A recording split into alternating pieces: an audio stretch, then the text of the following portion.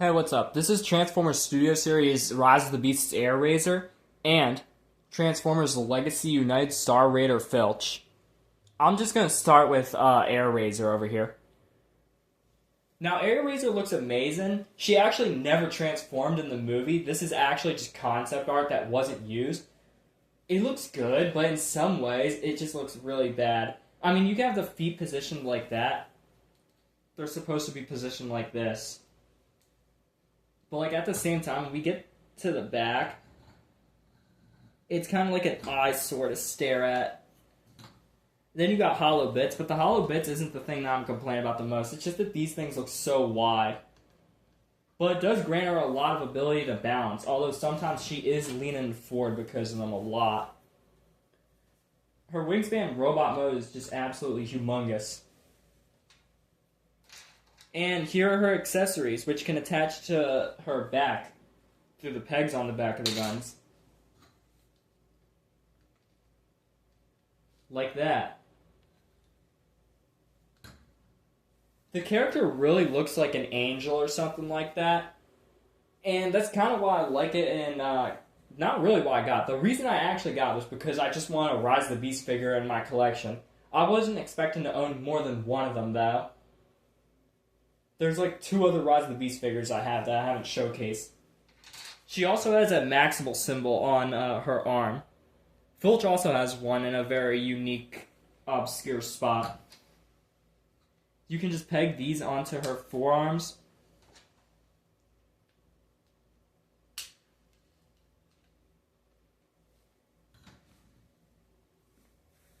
And let's just get down to articulation. So her head, it only moves like halfway. Like that's how far it moves. It looks up. Oh, that piece isn't tabbed in. That'll happen when it's not tabbed in. Happens on both molds, but more so this one. The wings got some sections you can move around, but be careful because there's stuff like this right here. So for an example, imagine if you moved this too far inwards and it just snapped off. I mean, it would still be stabilized, but like this is some pretty thin plastic, so the crease would be enormous. She has a waist swivel, but you gotta detach the bird head to kind of like get it going like that.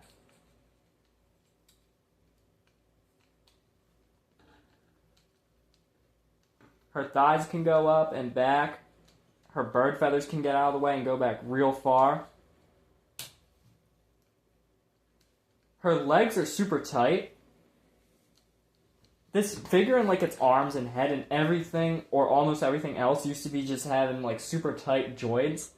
Like that one dude that I got from Ross. What was his name? Silver Streak? Yeah, Silver Streak.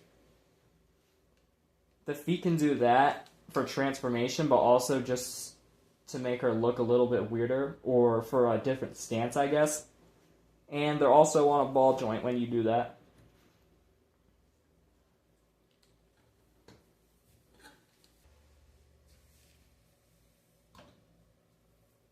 There she is in her beast mode. The wings can fold down and over like a normal bird, or as close as you could get it. The wingspan goes out pretty far. Let me compare that with another figure, because that's a bigger wingspan than Filch.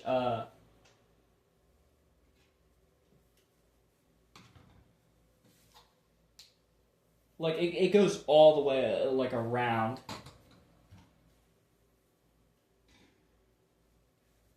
The underside looks good. That you can attach the guns there. The back looks pretty good too.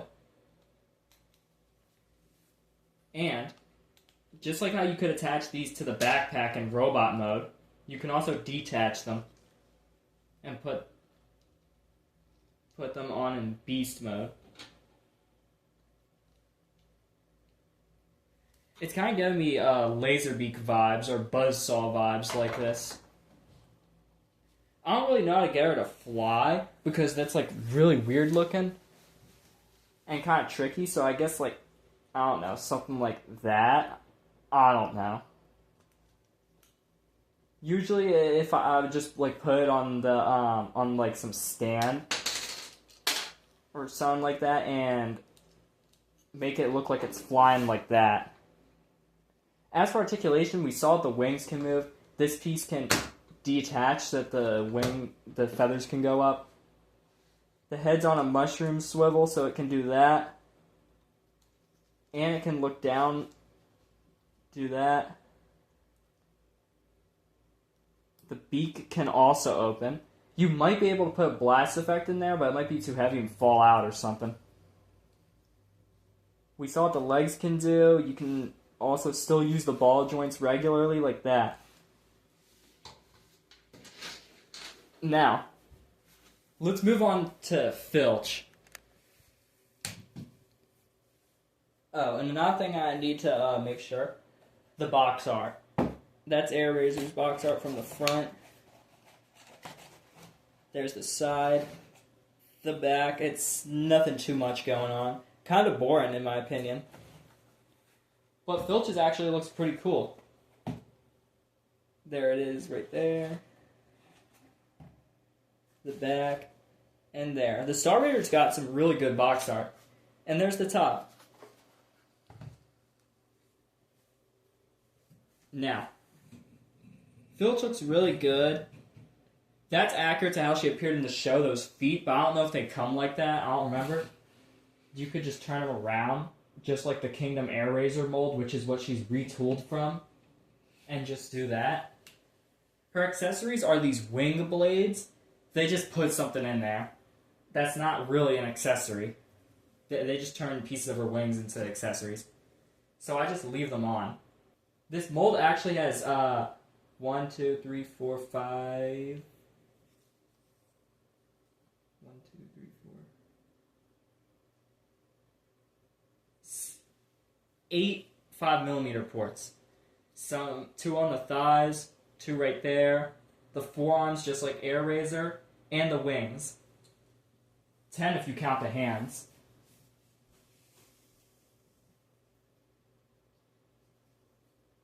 Just attach this right there. And that's the new look. I really like this gothic bird or crow looking thing. The character's voice in the show, it just didn't fit, and she did actually transform in one episode. There was another episode that happened, but like both times you barely could actually see her in robot mode. But it still looks really awesome to have a figure of this finally. As for articulation, the head can move up, and if you remove the back piece and mistransform it, it goes even further up on a ball joint as well. Let's put that back in. These shoulder pads kind of move. Don't try to move them off of the shoulders because like it's going to be a little bit tougher to get them back to normal. Arms go out like that. They can go up like that. They're also on a mushroom swivel, so you can do that. Hands as well go up. Her skirt can also go up for more articulation on the thighs, which are on mushroom pegs, as you just saw. It's less tighter the joints on the legs. Everything about this mold is far less tighter than the Airrazor one, which was only used once. I don't know what's up with that. And for the feet, it's as well just ball joints, except they're far more looser again than Airrazor's. Altogether, I really like this, and you can kind of like make their backpack like whatever, like however it suits you.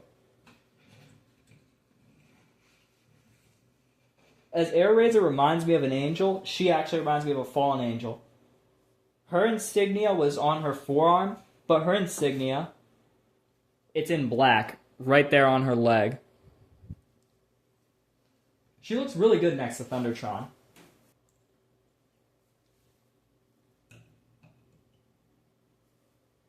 There's Filch in her beast mode. This is definitely the best that's ever been done to the Kingdom Airrazor mold. And how many times has that been done? 1, 2, 3 times well, 4 times Studio Series Airrazor. Yeah, 4 times. The original Studio Series Airrazor, Beast Wars Again Airrazor, which is just a shinier repaint of it to more accurately match the show. And this one, which is definitely my favorite. The colors and everything about this are perfect. I really think that everybody should get this one in their collection. But at this rate, it might be overpriced now. I don't know. Probably because of like how obscure the Star Raiders characters are. As for the articulation, her head is just like Airrazor's, except just styled and colored differently. It can do that. And look at the eyes, too. Look how much detail he put in the eyes. Mouth can open. There's the underside. This also looks a lot like a bunch of like feathers sticking out. You can also see some on like the back and like the back of the head and everything. Really cool. Tail feathers still move up too. And the thighs kind of got, everything down here kind of got the same articulation that Airrazor does. Nothing too special or different.